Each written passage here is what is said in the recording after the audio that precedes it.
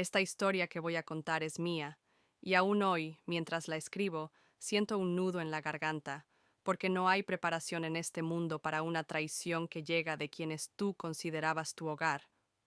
Yo no tuve una infancia fácil, crecí con ausencias, con silencios que dolían más que los gritos, con una soledad que se disfrazaba de madurez precoz.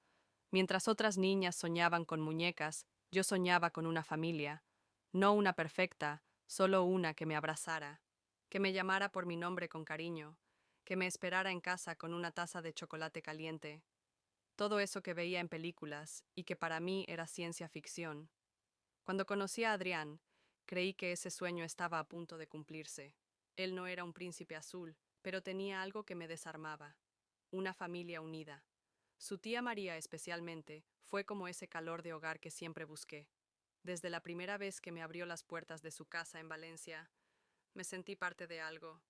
Me preparaba café con leche por las tardes, me escuchaba hablar de mis miedos, me defendía incluso cuando Adrián y yo discutíamos. Era todo lo que siempre deseé tener en una figura materna. Y sí, lo admito, la idealicé. En mi cabeza, yo ya era parte de esa familia. Cuando Adrián y yo decidimos casarnos después de 8 meses de noviazgo, su tía fue la primera en abrazarme llorando. Ella organizó cada detalle de la boda, nos regaló la cuna de nuestro hijo cuando nació, y se quedaba con él para que yo pudiera dormir unas horas. ¿Cómo no iba a verla como una segunda madre? A veces incluso más presente que la mía. En cada celebración, en cada tristeza, ahí estaba ella, sosteniéndome, acompañándome, o al menos eso creía yo. Yo, que tanto anhelé una familia, abrí mi corazón de par en par, no solo a Adrián, sino a todos los suyos. Me esforcé por encajar, por agradar, por merecer ese lugar que por fin sentía mío. Llegué a pensar que la vida me estaba recompensando por todos los vacíos de antes, porque, por fin, tenía un suegro que me llamaba hija, una tía que me cuidaba, un marido que me decía que yo era su todo. En silencio agradecía a Dios por ese milagro. Pensaba que, tal vez, lo malo ya había pasado y que lo bueno había venido para quedarse. Pero el alma tiene sus maneras de advertirnos, pequeñas señales que decidimos ignorar, como ese día en que llegué a casa y los encontré hablando en voz baja y callaron de golpe al verme, o cuando noté que María evitaba mirarme a los ojos. Yo justificaba todo, porque confiar era mi modo de amar, porque quien ha vivido en la orfandad emocional se aferra con uñas y dientes a lo que cree ser amor, aunque duela, aunque apeste a mentira. Y claro, ahora lo veo todo con otra luz. Las veces que ella insistía en quedarse a dormir, las visitas de él a su casa con cualquier excusa, los silencios incómodos, las miradas esquivas. Pero entonces yo era ciega, ciega por cariño, ciega por necesidad, ciega porque nunca imaginé que el refugio que había construido con tanto esmero sería el mismo lugar donde me clavarían el cuchillo más profundo. No una, sino dos personas, las que más amaba. ¿Sabes lo que es sentir que te arrancan el suelo bajo los pies? Es como si te sacaran el aire con una mano invisible. Cuando los descubrí, sí, los vi. Fue como morir sin que el corazón dejara de latir. Entré a casa para buscar mi portátil que había olvidado en mi descanso del trabajo. Y ahí estaban, en nuestra cama, su cama, mi cama. Mi cuerpo temblaba, pero no grité, no rompí nada, no dije una sola palabra, porque mi hijo estaba con su abuela y lo único que pensé fue en protegerlo, de ellos, de mí, del caos. ¿Quién te prepara para eso? ¿Qué libro enseña cómo actuar cuando el amor se convierte en veneno? Yo no hice escándalo. No fui una de esas mujeres de telenovela que tiran la vajilla. Me fui al baño, cerré la puerta, vomité el alma, y luego salí. Les dije que no me sentía bien y que iría a casa de mi prima. Nadie sospechó, ni siquiera intentaron detenerme. Supongo que en el fondo sabían que la mentira tenía las horas contadas, pero yo no iba a darles el espectáculo, no a ellos, no a mí. Y ahí comenzó el verdadero proceso, no el del dolor, porque ese ya estaba instalado, sino el del despertar, el de observar sin ilusiones, el de prepararme para irme, pero con estrategia, con dignidad y con el objetivo claro, proteger a mi hijo y salvar mi paz. Porque cuando una mujer se rompe desde dentro, lo único que puede salvarla es reconstruirse desde la verdad. Y esa verdad, aunque duela, era mi único camino hacia la libertad. Esta historia que voy a contar es mía, y aún hoy, mientras la escribo, siento un nudo en la garganta, porque no hay preparación en este mundo para una traición que llega de quienes tú considerabas tu hogar. Yo no tuve una infancia fácil, crecí con ausencias, con silencios que dolían más que los gritos, con una soledad que se disfrazaba de madurez precoz. Mientras otras niñas soñaban con muñecas, yo soñaba con una familia, no una perfecta, solo una que me abrazara, que me llamara por mi nombre con cariño, que me esperara en casa con una taza de chocolate caliente. Todo eso que veía en películas y que para mí era ciencia ficción. Cuando conocí a Adrián, creí que ese sueño estaba a punto de cumplirse. Él no era un príncipe azul, pero tenía algo que me desarmaba: una familia unida. Su tía María, especialmente, fue como ese calor de hogar que siempre busqué. Desde la primera vez que me abrió las puertas de su casa en Valencia, me sentí parte de algo. Me preparaba café con leche por las tardes, me escuchaba hablar de mis miedos, me defendía incluso cuando Adrián y yo discutíamos. Era todo lo que siempre deseé tener en una figura materna. Y sí, lo admito, la idealicé. En mi cabeza, yo ya era parte de esa familia. Cuando Adrián y yo decidimos casarnos después de 8 meses de noviazgo, su tía fue la primera en abrazarme llorando. Ella organizó cada detalle de la boda, nos regaló la cuna de nuestro hijo cuando nació, y se quedaba con él para que yo pudiera dormir unas horas. ¿Cómo no iba a verla como una segunda madre? A veces incluso más presente que la mía. En cada celebración, en cada tristeza, ahí estaba ella, sosteniéndome, acompañándome, o al menos eso creía yo. Yo, que tanto anhelé una familia, abrí mi corazón de par en par, no solo a Adrián, sino a todos los suyos. Me esforcé por encajar, por agradar, por merecer ese lugar que por fin sentía mío. Llegué a pensar que la vida me estaba recompensando por todos los vacíos de antes, porque, por fin, tenía un suegro que me llamaba hija, una tía que me cuidaba, un marido que me decía que yo era su todo. En silencio agradecía a Dios por ese milagro. Pensaba que, tal vez, lo malo ya había pasado, y que lo bueno había venido para quedarse. Pero el alma tiene sus maneras de advertirnos, pequeñas señales que decidimos ignorar, como ese día en que llegué a casa y los encontré hablando en voz baja y callaron de golpe al verme, o cuando noté que María evitaba mirarme a los ojos, yo justificaba todo, porque confiar era mi modo de amar. Porque quien ha vivido en la orfandad emocional se aferra con uñas y dientes a lo que cree ser amor, aunque duela, aunque apeste a mentira. Y claro, ahora lo veo todo con otra luz. Las veces que ella insistía en quedarse a dormir, las visitas de él a su casa con cualquier excusa, los silencios incómodos, las miradas esquivas. Pero entonces yo era ciega, ciega por cariño, ciega por necesidad, ciega porque nunca imaginé que el refugio que había construido con tanto esmero sería el mismo lugar donde me clavarían el cuchillo más profundo. No una, sino dos personas, las que más amaba. ¿Sabes lo que es sentir que te arrancan el suelo bajo los pies? Es como si te sacaran el aire con una mano invisible. Cuando los descubrí, sí, los vi. Fue como morir sin que el corazón dejara de latir. Entré a casa para buscar mi portátil que había olvidado en mi descanso del trabajo. Y ahí estaban, en nuestra cama, su cama, mi cama. Mi cuerpo temblaba, pero no grité, no rompí nada, no dije una sola palabra, porque mi hijo estaba con su abuela y lo único que pensé fue en protegerlo, de ellos, de mí, del caos. ¿Quién te prepara para eso? ¿Qué libro enseña cómo actuar cuando el amor se convierte en veneno? Yo no hice escándalo. No fui una de esas mujeres de telenovela que tiran la vajilla. Me fui al baño, cerré la puerta, vomité el alma, y luego salí. Les dije que no me sentía bien y que iría a casa de mi prima.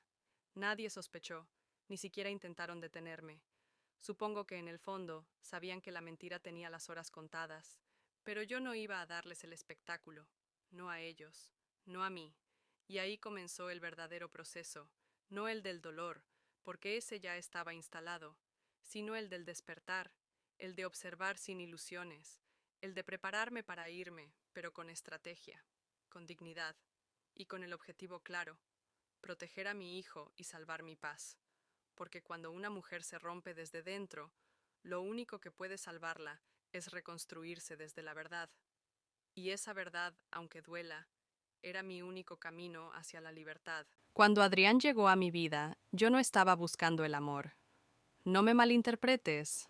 Claro que lo deseaba, como todo el mundo, pero no lo estaba persiguiendo.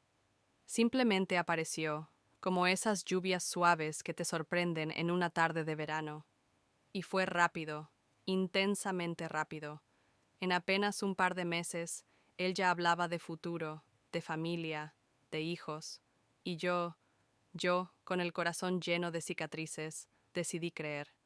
Decidí apostar, porque en su voz había ternura y en sus gestos una promesa que yo necesitaba escuchar. Conmigo nunca vas a estar sola. Nos conocimos en una cafetería de barrio en Alicante, gracias a una amiga en común. Recuerdo que llevaba un libro de Benedetti bajo el brazo, y eso me hizo sonreír.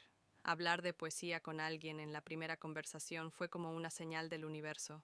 Nos entendimos sin necesidad de traducción. Desde entonces, todo fue una vorágine. Mensajes constantes, flores en mi trabajo, cenas improvisadas y un te amo que no tardó en llegar. Algunos decían que era demasiado pronto. Yo lo sentía como un suspiro que llevaba años contenido. Al tercer mes de relación, ya dormíamos más en su casa que en la mía.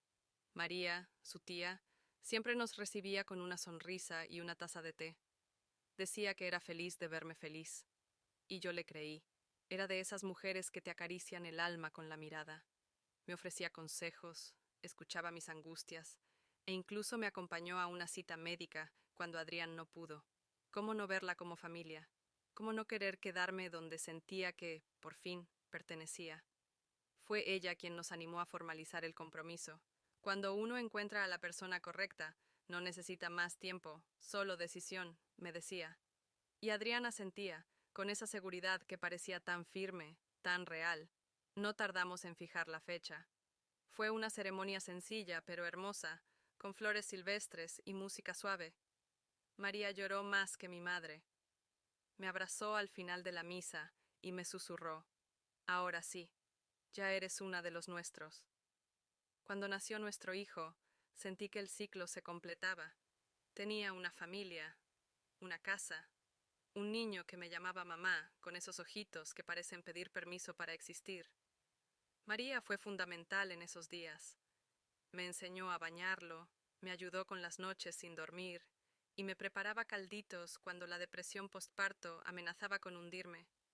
Su apoyo fue tan constante que muchas veces pensaba que era un ángel disfrazado de tía. Adrián trabajaba muchas horas, y ella siempre estaba ahí.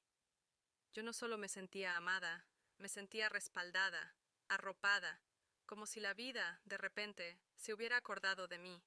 Y en ese contexto de entrega, de confianza total, no tuve espacio para la sospecha.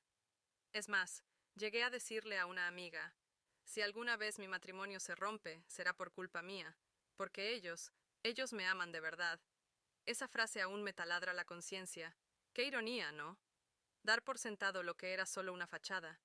En esa etapa aprendí muchas cosas. Por ejemplo, que el amor verdadero también se construye con los gestos pequeños: el desayuno en la cama, la mantita en el sofá, las películas de domingo. María sabía eso. Era una experta en crear momentos cálidos. Por eso, su traición dolió más que la de Adrián. Porque cuando alguien que te ha curado las heridas decide clavarte el cuchillo, el corte llega hasta el alma, y lo hace sin anestesia. A veces me pregunto si todo fue una farsa desde el principio. ¿Me vio como una rival desde el inicio? ¿O fue algo que se fue gestando lentamente hasta que ya no pudo detenerse? Nunca sabré las respuestas, pero sí sé algo. En ese momento de mi vida, yo era sincera. Yo los amaba, yo creía en ellos. Yo aposté por esa familia con la inocencia de una niña que nunca tuvo una propia. Y en esa inocencia estaba mi mayor vulnerabilidad. Recuerdo que incluso empezamos a hablar de tener otro hijo. María estaba entusiasmada con la idea. Hacía listas de nombres, tejía mantas y planeaba la decoración de la nueva habitación. ¿Cómo iba yo a imaginar que detrás de tanta ternura se escondía una sombra tan cruel? La verdad es que cuando uno está dentro de una historia, le cuesta ver las grietas. Solo cuando se rompe el vidrio es que uno empieza a entender todo lo que no quiso ver. Y justo ahí, en ese punto donde lo tienes todo y no sospechas nada, es donde la vida te da la vuelta como una hoja seca arrastrada por el viento.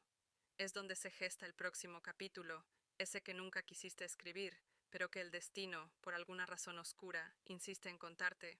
Siempre pensé que el verdadero amor se medía por la confianza, no por los besos, ni las palabras bonitas, ni las fotos en redes sociales.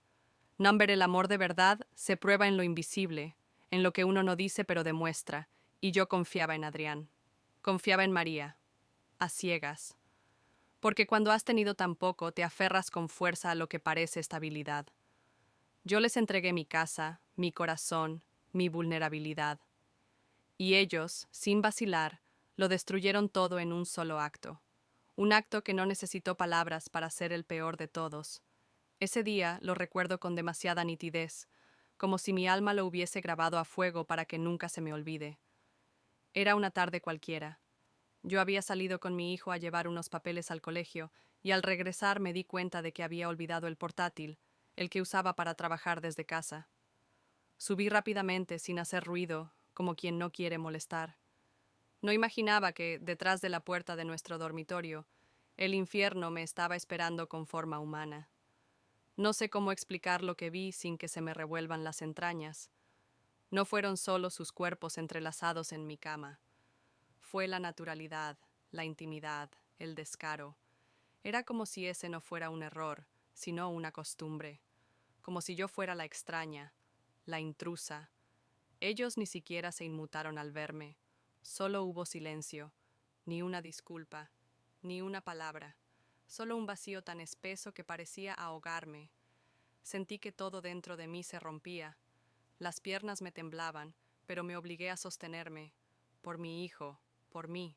No grité, no lloré, no armé un escándalo. Y eso fue lo más difícil, porque cada célula de mi cuerpo pedía justicia, rabia, caos. Pero el miedo fue más fuerte, miedo a perder la cabeza, miedo a que mi hijo presenciara algo que lo marcara de por vida, miedo a convertirme en la mujer loca que rompe platos y termina en la comisaría. Así que me tragué el dolor, me tragué la traición. Salí de la casa como una sombra. Les dije que había olvidado algo y que me iría al supermercado. No pude ni sostener la mirada. Caminé sin rumbo por las calles de Alicante durante horas. El cuerpo me dolía, la mente me ardía. La traición no era solo sexual, era emocional, era espiritual. María, que me cuidó en el posparto. Adrián, que juró amarme hasta el fin. ¿Cómo se pasa la página de algo así? A veces la gente dice, yo mataría si me hacen eso, pero yo no. Yo simplemente morí por dentro. Me convertí en otra, en alguien que no confiaba más, en alguien que dejó de creer en los abrazos sinceros. Esa noche dormí en casa de una amiga. No le conté nada.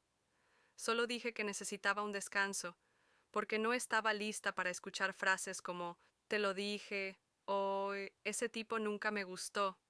A veces, lo que más duele no es la traición, sino la vergüenza de haber amado a quien te destruyó. Y yo amé con todas mis fuerzas, como solo ama quien ha conocido el abandono. Esa fue mi maldición y mi error. Pensar que la entrega total blindaba contra el daño. Me encerré en el baño y lloré hasta que los ojos se me cerraron solos, y cuando desperté, el mundo seguía ahí, igual de cruel. Pero dentro de mí, algo había cambiado. Ya no era la mujer ciega, ya no era la esposa confiada, era otra, una que entendía que no podía volver a casa como si nada, que no podía compartir la mesa con quienes habían hecho de mi lecho una traición. Y ahí supe que tenía que hacer algo, algo grande, algo definitivo, pero sin escándalos, sin ruinas innecesarias. En los días siguientes actué como si nada hubiera pasado. Volví a casa, abracé a mi hijo, besé a Adrián en la mejilla, saludé a María con una sonrisa fingida, porque necesitaba tiempo, tiempo para pensar, para planear, para salir de ahí con la cabeza en alto. Cada noche lloraba en silencio, pero cada mañana me levantaba con una nueva determinación. Yo iba a irme, pero no como víctima, iba a salir con dignidad, sin darles el gusto de verme arrastrada.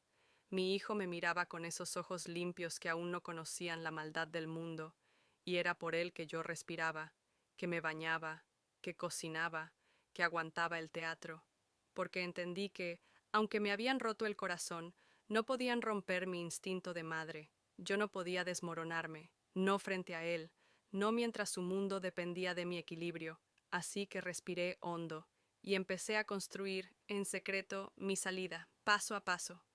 Porque cuando la confianza se rompe, no hay forma de pegarla de nuevo.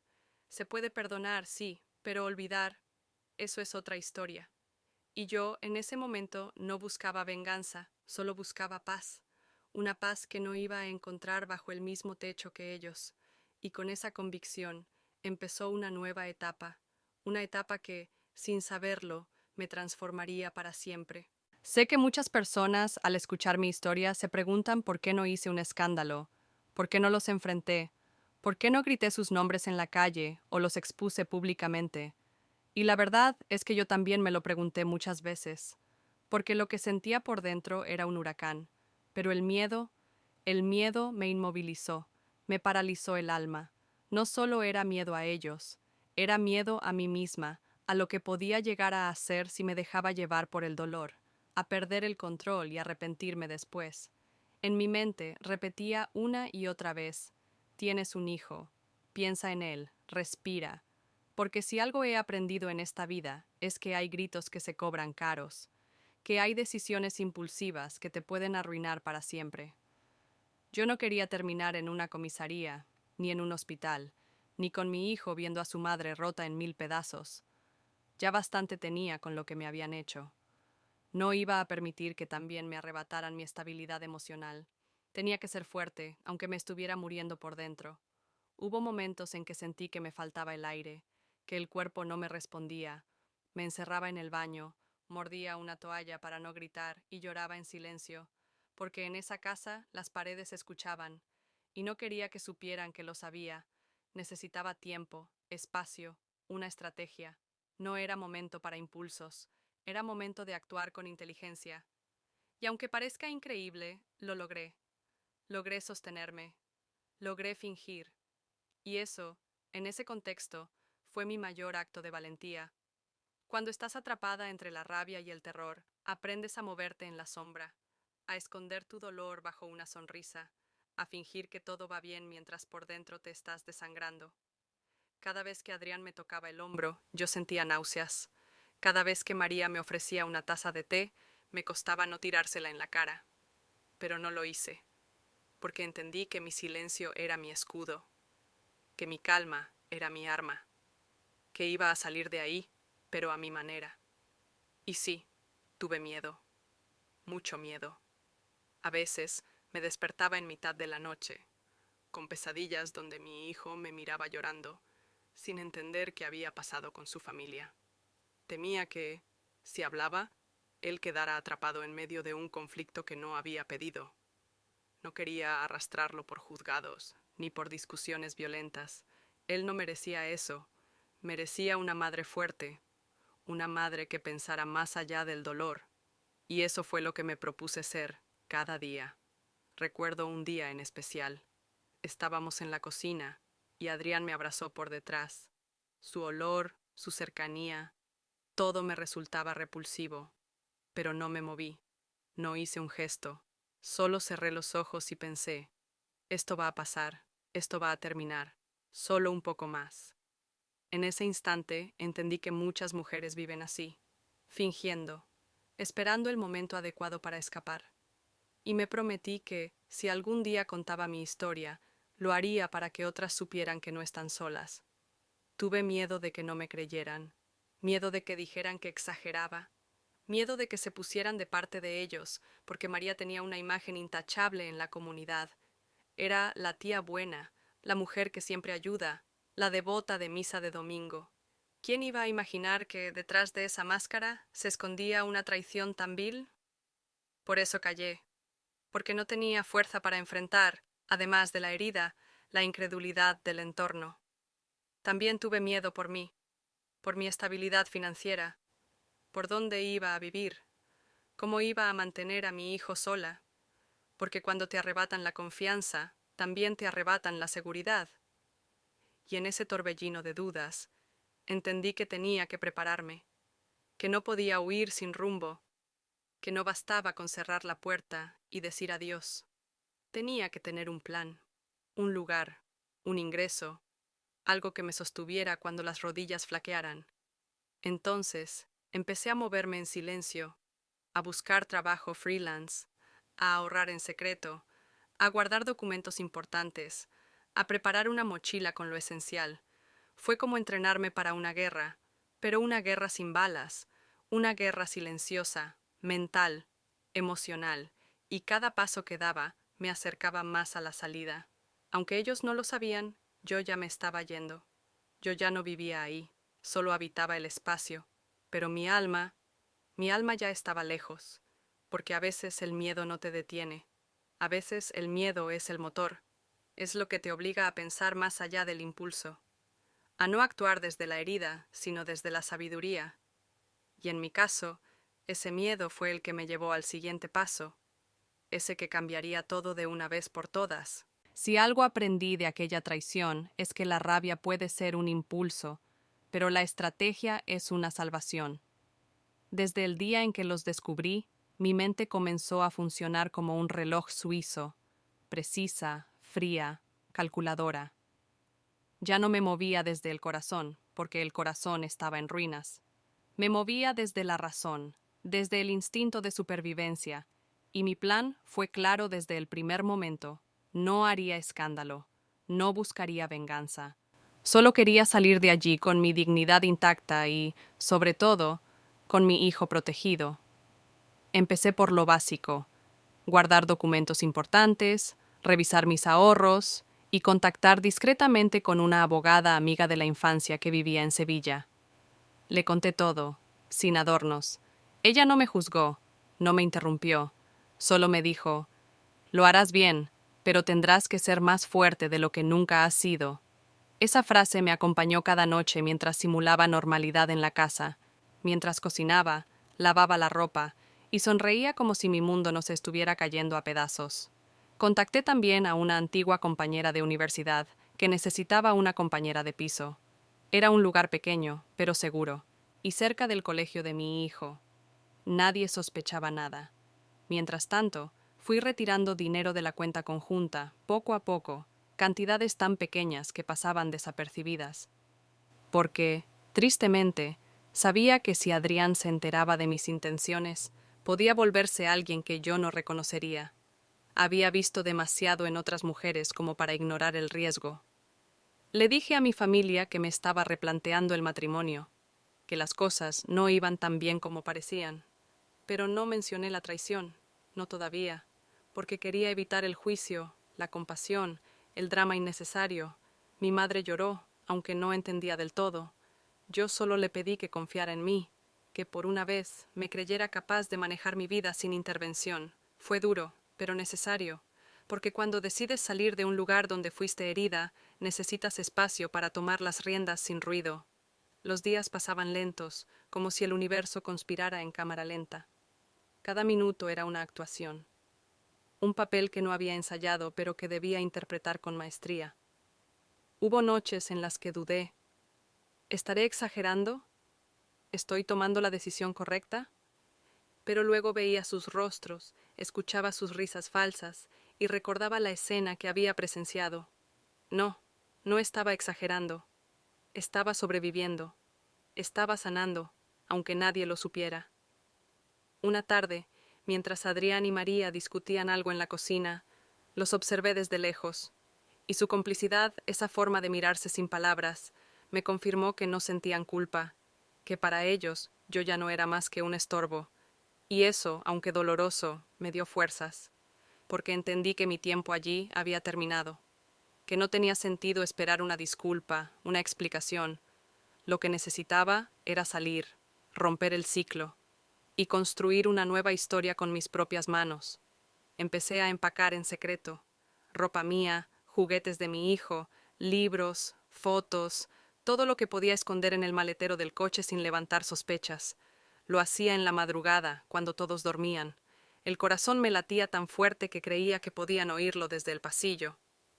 Pero cada bolso guardado era una victoria, un paso más hacia mi libertad, un gramo menos de dolor, porque a veces empacar no es solo cambiar de lugar, es recuperar el control, es decirle al dolor, no me vas a detener. Finalmente, escogí un día cualquiera, un jueves, sin fechas especiales, sin aniversarios, sin marcas emocionales. Me levanté, preparé el desayuno, llevé a mi hijo al colegio como siempre, y no volví. Esa misma mañana entregué las llaves a una vecina, dejé una carta breve en la entrada y me fui. No miré atrás, porque cuando la herida está tan abierta, cualquier mirada puede hacerla sangrar de nuevo. Y yo ya no quería sangrar, quería cicatrizar. En esa carta no acusé, no insulté, solo dije que necesitaba empezar de nuevo, que agradecía el tiempo compartido, pero que había cosas que ya no podía aceptar, y que esperaba que, por el bien de nuestro hijo, fuéramos capaces de seguir adelante como adultos. Era una mentira piadosa, claro, pero a veces las mentiras también sirven para cerrar puertas sin hacer estallar los vidrios, y esa era mi prioridad. Salir sin escándalos, sin dramas, sin más heridas, y así comenzó mi nueva vida. Pequeña, sí, incómoda también, pero mía. Por primera vez en mucho tiempo sentí que respiraba sin miedo, que podía dormir sin fingir, que podía ser yo, sin explicar nada a nadie. Y aunque sabía que lo peor aún no había pasado, también sabía que acababa de dar el paso más valiente de mi existencia, el primero de muchos por venir. Salir de esa casa fue solo el primer paso. Lo más difícil vino después, reconstruirme. Porque una cosa es alejarte de quienes te rompieron, y otra muy distinta es recoger tus pedazos y volver a ser tú misma. Durante las primeras semanas viví con el piloto automático. Me ocupaba de mi hijo, del trabajo, del alquiler, de sobrevivir. Pero cuando llegaba la noche, el silencio me enfrentaba con la verdad. Estaba sola, herida y con un miedo inmenso al futuro. Y sin embargo, algo en mí sabía que no podía volver atrás. Una de las primeras decisiones que tomé fue cuidar de mi salud emocional. Me inscribí en sesiones de terapia en línea. No fue fácil, claro. Me dolía hablar del tema, pero necesitaba entender cómo había llegado hasta allí, por qué había permitido ciertas cosas, por qué había confiado ciegamente, y sobre todo, cómo no repetir ese patrón jamás. Mi psicóloga, una mujer de voz suave y mirada firme, me dijo algo que marcó mi proceso. A veces, amar a otros sin medida es una forma de abandonarse a uno mismo. Y esa frase me dolió más que la traición. Empecé a leer de nuevo. Libros que me hicieran pensar, sanar, crecer. Uno que me ayudó muchísimo fue Mujeres que corren con los lobos, de Clarissa Pinkola Estés. Sentí que cada capítulo hablaba de mí, de esa mujer que se dejó domesticar por amor, que se olvidó de su instinto por encajar, que confundió cuidado con control. También escuchaba podcasts de mujeres que habían superado rupturas, que habían reconstruido sus vidas desde el dolor, porque yo necesitaba historias que me recordaran que sí era posible volver a empezar. Poco a poco, mi rutina cambió. Aprendí a hacer presupuestos, a cocinar con lo que había, a organizar el tiempo sin depender de nadie. Me volví más práctica, más centrada. Ya no soñaba con finales de cuento, sino con días tranquilos, con un techo seguro, con la risa limpia de mi hijo. Me di cuenta de que la verdadera madurez no llega cuando cumples cierta edad, sino cuando entiendes que la paz vale más que cualquier promesa. Y esa paz, por fin, comenzaba a llegar. Adrián seguía viendo al niño los fines de semana. No discutíamos. No hablábamos más de lo necesario. Yo había puesto límites claros, firmes. Ya no me afectaba si llegaba con regalos, si intentaba mostrarse como el padre del año, porque ya no buscaba su aprobación, ya no necesitaba su validación. Entendí que ser madre era mi prioridad y que la mejor madre que podía ser empezaba por ser una mujer íntegra, serena, sin resentimientos que envenenaran mi hogar. Muchos me preguntaban si pensaba perdonar, y la verdad es que, en el fondo, ya lo había hecho. No por ellos, sino por mí, porque el rencor es un ancla que no deja avanzar. Yo no quería cargar con esa piedra, quería sanar de verdad. Y perdonar, aunque no signifique olvidar ni reconciliarse, era parte del proceso. Era decir, ya no me dominas, ya no me defines, ya no tienes poder sobre mí. Y cuando lo sentí de corazón, algo dentro de mí se liberó. La maternidad también se transformó. Empecé a crear desde otro lugar, con más presencia, más ternura, pero también con más firmeza. Ya no buscaba ser perfecta, sino real. Le hablaba a mi hijo con la verdad, adaptada a su edad. Le enseñé que el amor no se mendiga, que el respeto es innegociable y que mamá puede estar triste pero nunca se rinde. Porque al final lo que más educa no son las palabras, sino el ejemplo. Y yo quería ser una mujer que él admirara, no por lo que soportó, sino por lo que construyó desde el dolor. Redescubrí cosas que había olvidado que amaba: bailar en casa mientras cocinaba, escribir en mi diario, mirar películas antiguas con una copa de vino. Empecé a vivir para mí también, porque por años fui solo esposa, solo madre, solo nuera, y me había olvidado de ser mujer, de tener deseos propios, pasiones propias, sueños propios. Y te digo algo, no hay sensación más hermosa que reencontrarte contigo misma después de haber estado tanto tiempo perdida en los demás. La gente empezó a notarlo. Te ves más tranquila, me decían. Y era verdad. Aunque seguía sanando, ya no era una herida abierta, era una cicatriz con historia, una que hablaba de lucha, de dignidad, de madurez. Porque madurar no es volverse fría, sino aprender a proteger tu luz, a no entregarla a cualquiera, a mirar con ojos nuevos. Y eso fue lo que más agradecí de ese proceso, haberme reencontrado con mi propia voz. Y así, poco a poco, sin darme cuenta, empecé a escribir una nueva versión de mí, una que aún no estaba completa, pero que ya no tenía miedo del espejo, una que se miraba con compasión, con fuerza, con orgullo, y aunque el camino de la sanación todavía tenía curvas, yo ya podía caminarlo sin temblar, porque algo muy profundo estaba despertando en mí. A veces me preguntan cómo superé algo tan doloroso, y la verdad es que no sé si se supera del todo. Hay cosas que no se olvidan, solo se acomodan en rincones del alma donde duelen menos. Porque cuando la traición viene de quienes tú más amabas, no es solo el corazón lo que se rompe, es tu visión del mundo. Es como si algo dentro de ti se apagara, una parte ingenua, una parte que creía que el amor todo lo puede, y esa parte ya no volvió. Lo que más me dolió no fue la infidelidad física, fue la traición emocional, el saber que, mientras yo confiaba, ellos compartían secretos. Mientras yo lloraba por falta de apoyo, ellos se consolaban entre sí. Me dolió haber sido la última en enterarme. Me dolió haber defendido a María cuando alguien la criticaba. Me dolió haber justificado a Adrián cuando llegaba tarde, porque entendí que no solo me fallaron, se burlaron de mi entrega, de mi fe, de mi amor sincero. Durante meses luché con la culpa. Sí, aunque parezca absurdo. Me preguntaba si yo había fallado en algo, si fui demasiado confiada, demasiado cariñosa, demasiado disponible. Pero eso también lo trabajé en terapia, porque no era culpa mía, no es culpa amar con el alma. La culpa es de quien recibe ese amor y lo pisotea. Yo me di entera, sí, pero no por debilidad, sino porque creí que era recíproco. Y eso, aunque me haya roto, también me salvó, porque no hay nada que limpiar en un amor honesto. El impacto de esa traición también tocó mi autoestima. Por semanas no pude mirarme al espejo. Sentía que había algo roto en mi reflejo, que ya no era suficiente, que ya no era deseable, que ya no valía. Y eso fue lo más cruel, porque además del daño emocional, me dejaron una herida profunda en la identidad. Tuve que reconstruirme desde el fondo, volver a abrazar mi cuerpo, mi historia, mi valor.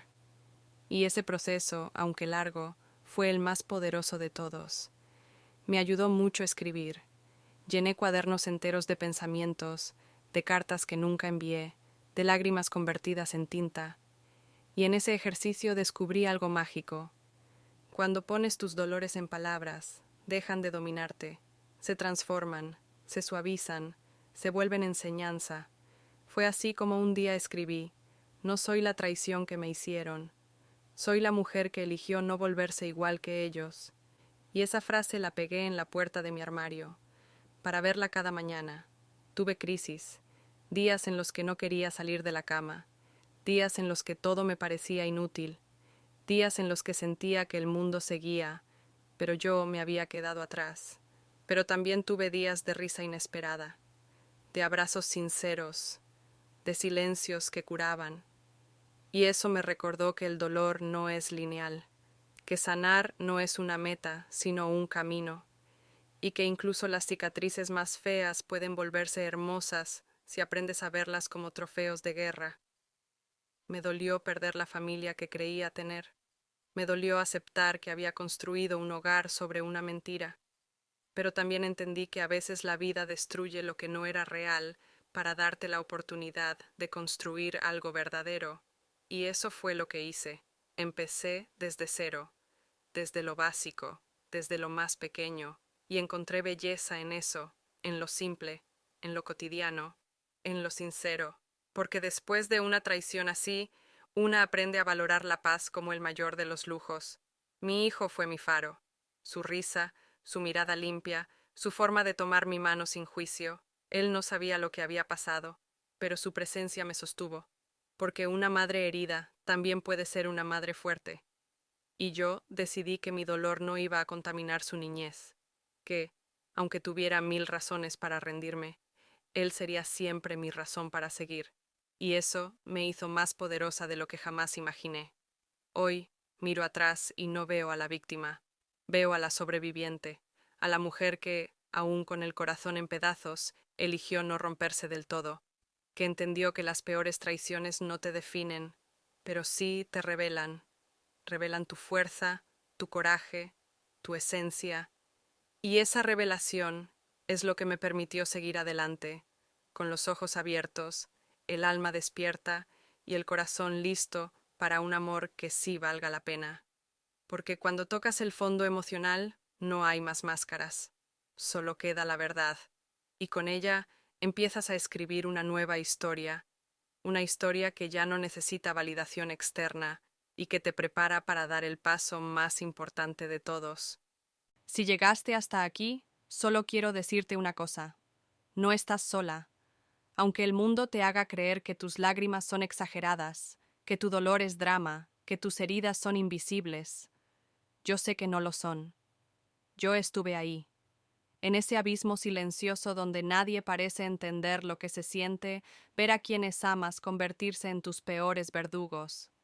Y por eso hoy, desde este lado del camino, quiero tenderte la mano, no como experta, no como mártir, sino como hermana de batalla, porque lo que viví me enseñó que muchas mujeres atraviesan traiciones similares y no lo cuentan por miedo. Miedo al juicio, a la vergüenza, a no ser creídas. Pero te aseguro que cada historia tiene valor, que tu dolor merece ser nombrado, que tu dignidad no está rota, solo está escondida detrás de capas de culpa que no te pertenecen, y que tú puedes volver a empezar, aunque ahora mismo no lo veas, aunque sientas que todo se derrumbó. Créeme, los cimientos siguen ahí, y están dentro de ti. Aprendí que el primer paso para sanar es hablar, contárselo a alguien de confianza, escribirlo, gritarlo si es necesario, porque callar solo te encierra más en la cárcel del trauma, y mereces libertad. Libertad para llorar, para enojarte, para reconstruirte a tu ritmo. No hay un manual, no hay un tiempo exacto, solo hay camino. Y cada paso, por pequeño que parezca, es una victoria. Así que si hoy solo lograste levantarte de la cama, ya hiciste mucho. Celebra eso. También entendí que cuidar de mí no era egoísmo, era supervivencia. Y por eso, si estás pasando por algo parecido, te animo a priorizarte, a buscar ayuda psicológica si puedes, a hablar con mujeres que hayan pasado por lo mismo, a leer libros que te eleven, a rodearte de gente que no te juzgue, sino que te abrace, porque sanar duele, sí, pero doler en soledad es doble castigo, y tú mereces compañía. Una que no pida explicaciones, solo que te sostenga. A ti que estás en medio de la tormenta, te digo, no intentes ser fuerte todo el tiempo. Está bien quebrarse, está bien llorar, está bien decir no puedo más, porque de esas grietas es de donde brota la luz. Esa luz que, más adelante, será la que guíe a otras. Porque sí, tú también serás guía. Algún día contarás tu historia, y otra mujer se sentirá menos sola. Y así, el círculo de sanación se multiplica, y el dolor se convierte en legado, una lección, en propósito. Si tuviera que darte un consejo práctico, te diría esto. Empieza pequeño. Haz listas de tus fortalezas. Escribe afirmaciones en el espejo. Compra una planta y cuídala como símbolo de tu propio crecimiento. Regálate 10 minutos de silencio al día. Y cuando te mires al espejo, no busques a la mujer rota. Busca a la mujer que sigue aquí, de pie, respirando, dispuesta a intentar una vez más. También te diría que perdones, pero a tu ritmo, no porque el otro lo merezca, sino porque tú mereces paz, y la paz no entra en un corazón lleno de rencor. Perdonar no es justificar, no es olvidar, es soltar el peso, es decir, esto me dolió, pero ya no me domina. Y cuando eso sucede, cuando el dolor pierde poder, tú recuperas el control. Y eso es libertad. A lo largo del proceso, entenderás muchas cosas. Descubrirás que el amor verdadero no humilla, que la familia no traiciona, que quien te hiere repetidamente no merece un lugar en tu paz, y que tú, incluso rota, incluso temblando, sigues siendo digna de todo lo bueno, porque no es lo que te hicieron lo que define tu valor, sino lo que decides hacer con eso que te hicieron. Por eso hoy te invito a mirarte con ojos nuevos, a hablarte con ternura, a abrazarte como nadie más lo hizo. Porque si hay algo que esta experiencia me enseñó, es que la mujer que sobrevive a una doble traición no vuelve a ser la misma, se vuelve más sabia, más firme, más consciente y sobre todo, más libre. Y esa libertad, mi querida hermana, es el mayor regalo que puedes darte, así que sigue, a tu ritmo, a tu manera, con lágrimas o con risa, pero sigue, porque el mundo necesita tu historia, tu voz, tu resiliencia, y un día, cuando menos lo esperes, mirarás atrás y dirás, valió la pena no rendirse. Y yo, desde aquí, te estaré aplaudiendo en silencio, como una mujer que también cayó y aprendió a levantarse con el alma limpia. Y ahora que ya escuchaste toda esta historia, te hago una pregunta que no tiene respuesta rápida. ¿Vas a seguir viviendo para agradar a quienes te rompen? ¿O vas a empezar a reconstruirte para ti misma? Porque sí, te lo digo como alguien que ya caminó por el fuego. Es posible amar y ser traicionada. Es posible darlo todo, y aún así no ser suficiente para quien no sabe valorar. Pero también es posible mirar al espejo, un día cualquiera, y ver a una mujer nueva, más fuerte, más consciente, más despierta, una mujer que ya no acepta migajas, porque entendió que merece el banquete completo. ¿En qué parte de esa historia estás tú? ¿Todavía en el silencio? ¿En la rabia? ¿En la reconstrucción? Sea donde sea. Este canal es para ti, porque aquí no solo contamos historias, las convertimos en lecciones de vida. Si esta historia te tocó, si te viste en algún pedazo de ella, suscríbete al canal Cicatrices del Alma, activa las notificaciones y acompáñanos cada semana. Aquí hay un espacio para ti, para tu voz, para tu historia. Y recuerda, Lo que hoy parece un final, mañana puede ser tu mayor renacimiento.